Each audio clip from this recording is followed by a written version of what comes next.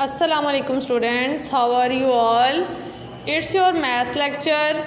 In previous lecture we have done period number 5 and 6. Today we will do period number 7 and 8. First of all, mark date and day on your planner when you will receive your planner. 27 March or 27 March. After that, mark date and day on your notebook. In previous lecture we have done exercise 1.3. Today we will do exercise 1.4. Before doing exercise 1.4, I am telling you some properties involving union of sets and intersection of set. First of all, commutative property. कोई सी आपके पास दो set हैं, अगर आप उनका union ले, A union B लें या बी यूनियन ए, यानी ए सेट को पहले लिखें बी को बाद में, और फिर या नेक्स्ट बी को पहले और ए को बाद में, तो दोनों का यूनियन आपके पास क्या होगा, सेम आंसर आएगा। इसी तरह एसोसिएटिव प्रॉपर्टी, अगर 3 आपके पास सेट्स हैं तो पहले लास्ट वाले दोनों का यूनियन लेके फिर फर्स्ट वाले के साथ ले लें, या फर्स्ट दोनों का यूनियन लेके फिर थर्ड वाले के साथ यूनियन ले लें, तो आपके पास क्या आएगा, सेम आएगा दोनों का आंसर। ठीक है। इसी तरह नेक्स्ट वन आपके पास आइडेंटिटी प्रॉपर्टी है। आइडेंटिटी प्रॉपर्टी आपके पास क्या होती है, कोई भी अगर आप सेट का यूनियन लेते हैं किसी खाली सेट के साथ तो आंसर आपके पास क्या आएगा, वही वाला सेट आएगा। इसी तरह आपके पास उसमें इंटरसेक्शन में है, दो सेट्स के इंटरसेक्शन लें, उनको इंटरचेंज करने, पहले ए सेट को बी को लिखें, फिर चाहे नेक्स्ट बी को पहले ए को बाद में लिखें, दोनों का इंटरसेक्शन क्या आएगा, इक्वल। इसी तरह जिस तरह यूनियन की प्रॉपर्टी एसोसिएटिव, इस तरह इंटरसेक्शन की भी एसोसिएटिव प्रॉपर्टी है। 3 सेट्स का अगर आप लेंगे ये इंटरसेक्शन, पहले लास्ट वाले 2 सेट का इंटरसेक्शन लेके फिर फर्स्ट वन वाले के साथ ले लें, या फर्स्ट 2 का लेके इंटरसेक्शन थर्ड लास्ट वाले के साथ इंटरसेक्शन लें, तो आंसर दोनों साइड्स का क्या आएगा, इक्वल आएगा। मज़ीद आप क्वेश्चन करेंगे आप लोगों को इससे क्लियर हो जाएगा। इस तरह उसकी जैसे यूनियन की हमने पढ़ी थी, कोई भी एक सेट का यूनियन ले अगर आप खाली सेट के साथ, एम्प्टी सेट के साथ, तो वही आंसर आएगा आपका जो सेट होगा। लेकिन अगर आप इस तरह अगर आप इंटरसेक्शन लेते हैं ए का और यू का, ठीक है, यूनिवर्सल सेट का अगर इंटरसेक्शन लेते हैं तो फिर भी वही सेट आएगा। अगर खाली सेट के साथ लेंगे तो ऑब्वियसली आपका आंसर एम्प्टी सेट खाली सेट ही आएगा। इस तरह डिफरेंस की प्रॉपर्टी भी आपके पास है, कोई से 2 सेट को आप माइनस करें, ए माइनस बी करें या बी माइनस ए करें, दोनों का आंसर आपके पास इक्वल नहीं आएगा। ठीक है, यूनियन इंटरसेक्शन में इक्वल होंगे आंसर, लेकिन माइनस में इक्वल नहीं होंगे। ठीक है, मज़ीद क्वेश्चन करते हैं, इससे आप लोगों को क्लियर हो जाएगा। First of all, mark date and day on your notebook. 27 mark date and day on your notebook 27 March 2021 or Saturday. Exercise 1.4 question number 1. In question number 1 we will do part number 1 and 2. Rest of the parts are not included in your planner.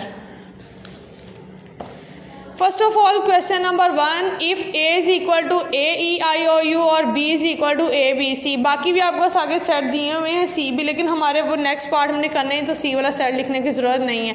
Then verify that A intersection B is equal to B intersection A।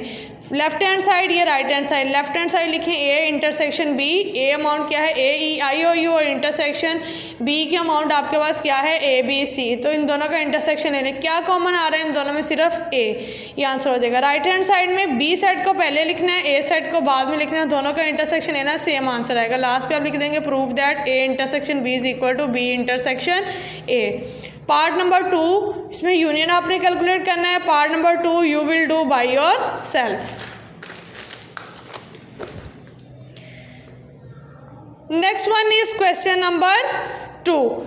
Next one is question number 2. If x is equal to 137, y is equal to 235 and z is equal to 148, then verify that, आपने verify करना है x intersection bracket y intersection z, x intersection y intersection z, यानी last में पहले आपके पास last दोनों का intersection लेना है, फिर फर्स्ट अमाउंट के साथ, और राइट हैंड साइड पे क्या है, फर्स्ट 2 अमाउंट्स का, फर्स्ट 2 सेट्स का इंटरसेक्शन लेके थर्ड वाले के साथ लेना, दोनों का आंसर क्या आएगा। इसमें भी लेफ्ट हैंड साइड और राइट हैंड साइड करेंगे। लेफ्ट हैंड साइड लिखें x intersection y intersection z। ये आपने लास्ट एक्सरसाइज में मैंने आप लोगों को क्वेश्चन नंबर 6 के पार्ट 1 करवाया था, सेम वैसे ही है, लेकिन इसमें प्रूव आ गया दोनों साइड्स का। ठीक है, ये x सेट 1 3 7 इंटरसेक्शन 2 3 5 और z सेट है 1 4 8। जो लास्ट वाले 2 सेट्स हैं उसके आप क्या करेंगे, आप उनके दोनों तरफ ब्रैकेट्स पुट कर लेंगे। ठीक है, ये कर्ली ब्रैकेट है, आप दूसरी स्क्वायर ब्रैकेट इस तरफ पुट कर ले। पहले इन दोनों को सॉल्व करना है। 2 3 5 और z का आपके पास आंसर है 1 4 और 8। तो इन दोनों में से क्या कॉमन आ रहा है, देखें कुछ भी कॉमन, ये 2 3 5 1 4 8 कुछ भी कॉमन नहीं आ रहा है, ये एम्प्टी सेट हो जाएगा। फर्स्ट वाले सेट के साथ इसका इंटरसेक्शन ले लिया, अगर ये एम्प्टी सेट है तो जाहिर बात इसमें से भी कुछ कॉमन नहीं आएगा, तो आंसर क्या आ जाएगा, empty set. Right hand side देखें, राइट हैंड साइड में तीनों साइड लिखें और फर्स्ट वाले जो 2 है उनके आप क्या कर देंगे, उनके गिर्द ब्रैकेट पुट कर देंगे। ठीक है, 1 3 7 2 3 5। इन दोनों का पहले इंटरसेक्शन लें, इन दोनों में क्या कॉमन आ रहा है, 1 3 7 और 2 3 3 कॉमन आ रहा है, इसमें भी 3 और इसमें भी 3 है, 3 कॉमन ले लेंगे और इंटरसेक्शन लेना लास्ट अमाउंट के साथ 1 4 और 8। लेकिन देखिए इन दोनों में कुछ भी कॉमन नहीं आ रहा, तो आपके पास आंसर क्या हो जाएगा, एम्प्टी सेट होगा आंसर। ठीक है, तो दोनों साइड्स आपके पास क्या हो गई, प्रूव हो गई हैं। ठीक है, इसका आपने एक ही पार्ट हमारी प्लानिंग में, इसका क्वेश्चन नंबर 2 का एक ही पार्ट इंक्लूड था। सेकंड पार्ट अगर आपने करना है, आप अपनी प्रैक्टिस के लिए इसको कर सकते हैं। नेक्स्ट वन देखें, आपके पास है जी question number 5। If u is equal to A B C so on z और s is equal to A E I O U और t is equal to X Y Z, then verify that. First part है आपके पास s union empty set, ये phi का science को phi भी बोलते हैं, एम्प्टी सेट भी बोलते हैं, is equal to S. Left hand side solve करें, S union empty set, S की अमाउंट क्या है, ए ई आई ओ यू और यू यूनियन और एम्प्टी सेट, इन दोनों का यूनियन ले, यूनियन में सारी अमाउंट्स आ जाती है, तो आंसर क्या आएगा, यही वाला सेट आ जाएगा, ए ई आई ओ यू। ठीक है, ए ई आई ओ यू आपका आंसर आ जाएगा। और राइट हैंड साइड में क्या दिया हुआ, एस, एस वाला भी वही सेट है, देखें दोनों का क्या है, इक्वल है, तो यही आपने प्रूव करना था।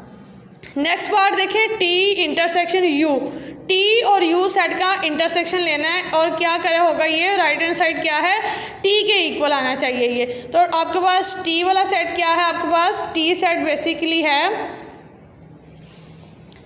टी सेट है एक्स वाई जी और यू सेट है A B C so on ji.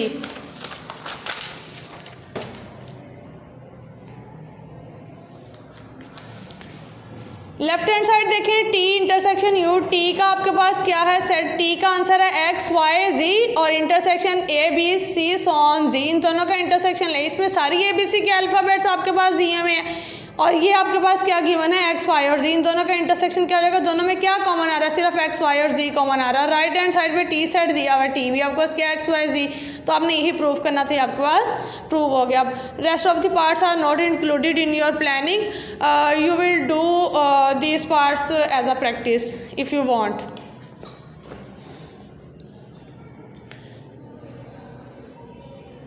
Next question in your planning is question number 6. If A is equal to 179, B is equal to 159, 13 or C is equal to 2, 6, 9 or 11, then verify that. Part number 1 and 2 are included in your planning. Only 2 parts question number 6 के 2 ही part हैं, दोनों ही आपने करने हैं।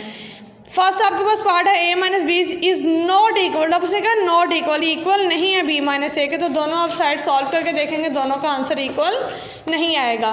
First of all A minus B, A is equal to 179 11 और B is equal to 159 13, minus करना है। Minus कैसे करते हैं, पहले सेट के जो एलिमेंट है वो देखने, दूसरे में है जो एलिमेंट नहीं है वो लिखने हैं। 1 इसमें है वो नहीं लिखेंगे, 7 नहीं है 7 लिख लेंगे, 9 है 9 नहीं लिखेंगे, 11 देखें उसमें मौजूद नहीं है, 11 वाला आप सेट लिख लेंगे।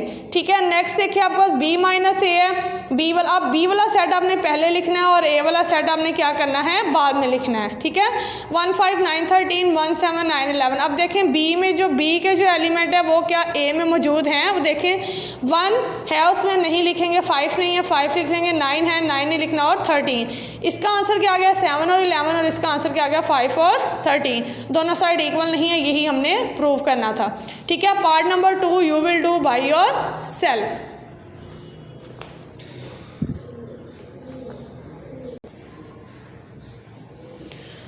Also we will do period number 9, mark date and day on period number 9. Chapter number 1 objective plus definition. Review exercise है जी आपके पास। Exercise number 1, answer the following question. ये आप लोगों ने नोटबुक पे करने हैं, ठीक है, और ये आपने बाकी जो है वो बुक वर्क है। First of all question number 1, answer the following question, ये भी आपने नोटबुक करने हैं, ठीक है, नोटबुक पे करने हैं। Review exercise number 1, question number 1, answer the following question. Name the forms of describing a set. एक सेट को डिस्क्राइब करने की कितनी फॉर्म्स आपने पढ़े थे? डिस्क्रिप्टिव, टेबुलर और सेट बिल्डर। नेक्स्ट क्वेश्चन है define the descriptive form of set. Descriptive form क्या होती है? If a set is described with the help of a statement it is called descriptive form. ये आपको मैंने डेफिनेशन हाईलाइट करवाई हुई हैं, वही है ये। व्हाट डज द सिंबल इस वाले सिंबल का क्या मतलब है? इसमें सेट बिल्डर फॉर्म में यूज़ होता है। मैंने आपको बताया था कि हर सेट में जैसे हम लिखते हैं एक्स बार एक्स, तो इस बार का क्या मतलब होता है? सच दैट द सिंबल, दिए वाले सिंबल मीन सच दैट। इस सिंबल का क्या मतलब है? Such that. नेक्स्ट क्वेश्चन है जी write the name of all set consisting of all element of given set under the consideration. किसकी डेफिनेशन है ये? यूनिवर्सल सेट की। तो ये क्या होगा? Universal set. इसकी भी डेफिनेशन आपको करवाई गई थी। नेक्स्ट देखिए what is mean by disjoint. Disjoint कौन से सेट होते हैं? मैंने आपको बताया था कोई से भी दो सेट आप लें और कोई से भी दो सेट हो, उनका इंटरसेक्शन लें, अगर उनमें से कोई भी एक आध एलिमेंट, कोई भी या सारे बेशक कोई भी एलिमेंट कॉमन आ रहा हो तो वो क्या होते हैं? ओवरलैपिंग सेट होते हैं। अगर उनमें से कोई भी कॉमन ना आ रहा हो तो वो क्या होंगे? Disjoint. Two sets are said to be disjoint if there is no common element between them. अगर उनमें कोई भी एलिमेंट कॉमन नहीं होगा, ठीक है। नेक्स्ट वन देखें question number 2, filling the blanks the symbol dash. इस सिंबल का क्या मतलब होता है? एंड, ठीक है। The set consisting of only common elements of two set is called dash. Common element कौन सा क्या होता है? Intersection. A set which contain all the possible element of set under consideration, अभी क्या? ये भी universal set. Two set are called if there is at least one element. कोई भी एक एलिमेंट कॉमन होगा वो भी क्या होगा? ओवरलैपिंग। अभी भी मैंने आपको बताया। In set the universal set act as. Universal set क्या होता है आपका? किस लिए यूज़ हो रहा होता है? इंटरसेक्शन की आइडेंटिटी के लिए, ठीक है। नेक्स्ट है question number 3, tick the correct answer. To write an empty set we use symbol. Empty set के लिए कौन सा सिंबल यूज़ करते हैं? ये सी ऑप्शन। ये 5 इसको बोलते हैं, एम्प्टी सेट भी बोलते हैं। The complement of set A can be return. किसी भी चीज़ का कम्प्लीमेंट लेना हो उसको कैसे लिखते हैं? जिस भी सेट का कम्प्लीमेंट लेना है वो वाला सेट लिखे और वो ये छोटी सी आप डैश डाल लेते हैं, इसका मतलब होता है कम्प्लीमेंट। नेक्स्ट वन आप देखें,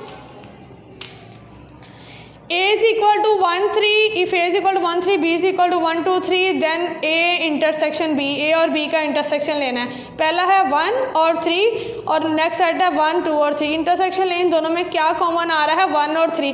लेकिन देखिए आपके पास ऑप्शन ना रॉन्ग दिए, किसी भी ऑप्शन में 1 3 और 3 नहीं लिखा हुआ। आप क्या करें? लास्ट वाली ऑप्शन को करेक्ट करके लिख लें। इसमें ये आपके पास एम्प्टी सेट दिया हुआ है ना, इसके अंदर आप 1 और 3 लिख लेंगे क्योंकि इसका आंसर आपके पास क्या है? 1 और 3। आप इसको इस तरह से लिख लेंगे 1 और 3, ये इसका आंसर है, ठीक है। नेक्स्ट वन देखें, if A is equal to 1 3, B is equal to 1 2 3। Union find करना है, इन दोनों का यूनियन लें, सारे यूनियन में आ जाते हैं 1 2 और 3, फर्स्ट ऑप्शन हो जाएगी। नंबर 5, बी डिफरेंस ए। बी और ए का डिफरेंस फाइंड करना है, इज रिस्पेक्टेड बाय। डिफरेंस को मैंने आपको बताया था, आप इस तरह से भी लिख सकते हैं बी और ए का, तो आप बी माइनस ए भी लिख सकते हैं, लेकिन बी माइनस ए की ऑप्शन नहीं है, तो इस ये वाली बार का मतलब ही आपके पास क्या होता है? माइनस। तो देखें सी ऑप्शन में आपके पास गिवन है। लास्ट वन है ए कम्प्लीमेंट यूनियन ए। ए का कम्प्लीमेंट ले और उसका यूनियन और फिर उसको एक साथ यूनियन लेना उसका। तो ये आपके पास प्रॉपर्टी है, आपने एज इट इज़ लर्न करनी। पीछे प्रॉपर्टीज़ में ये गिवन भी है, किसके इक्वल होता है? यू के इक्वल होता है, ठीक है। Chapter number 1 we have done. You must have to solve all the work on your neat notebook and you must have to do practice on your rough notebook. Inshallah next chapter we will do in next lecture. Thank you.